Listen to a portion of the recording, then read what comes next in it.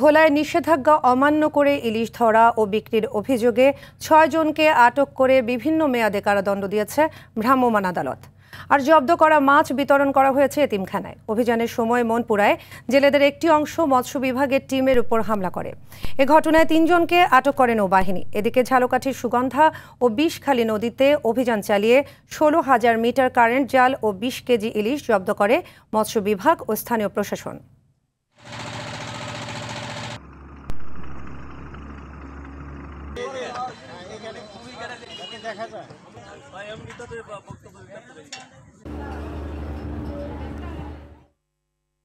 দর্শক, এ বিষয়ে আরও জানাতে ঝালকাঠি থেকে যুক্ত হচ্ছেন সহকর্মী জহিরুল ইসলাম জলিল।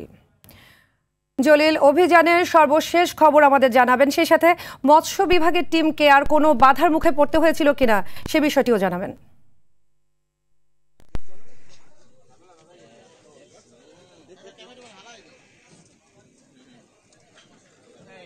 যেমনটি জানতে চেয়েছিলেন কার্যক্রম সেইটি শুরুর পর থেকে যে নিষেধাজ্ঞা জারি হয়েছে ২২ দিনের, সেই নিষেধাজ্ঞার ফলে কিন্তু ঝালকাঠির সুগন্ধাবান বিষখালী নদীতে যে জেলা মৎস্য কর্মকর্তা এবং প্রশাসনের সহযোগিতায় কিন্তু ৪ উপজেলার যে ১৬টি টিম কিন্তু রাতভর অভিযান পরিচালনা করছেন। সকাল থেকে রাত পর্যন্ত তারা এই অভিযানে অংশগ্রহণ করেছেন।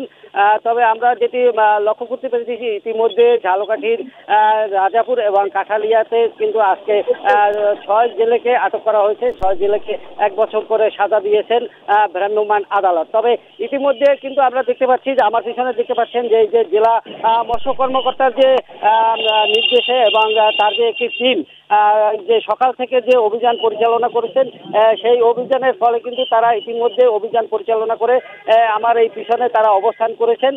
ইতিমধ্যে তারা বিপুল পরিমাণ জাল জব্দ করেছেন, যেটি আমরা দেখতে পাচ্ছি। তাছাড়া যে মৎস্য বিভাগের কর্মকর্তারা কিন্তু জানিয়েছেন আমাদেরকে যে মা ইলিশ সংরক্ষণ যে অভিযান, সেই অভিযানটি তারা সফলভাবে পরিচালনা করার জন্য রাতভর তারা নিয়মিত তাদের যে অভিযান, সেই অভিযানটি তারা অব্যাহত রেখেছেন। তবে তাদের এখন পর্যন্ত কোনো বাধার সম্মুখীন করতে হয় নাই। তবে ঝালকাঠির নলছিটি উপজেলার মাঠবাড়ি ভাঙ্গিয়া এলাকায় একটি নৌকা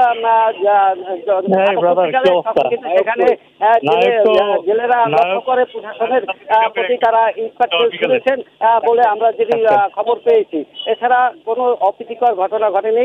শান্তিপূর্ণভাবে ঝালকাঠিতে মাছ সংরক্ষণের জন্য নিয়মিত মৎস্য বিভাগ প্রশাসনের সহায়তায় যে তাদের অভিযান কার্যক্রম পরিচালনা করছেন।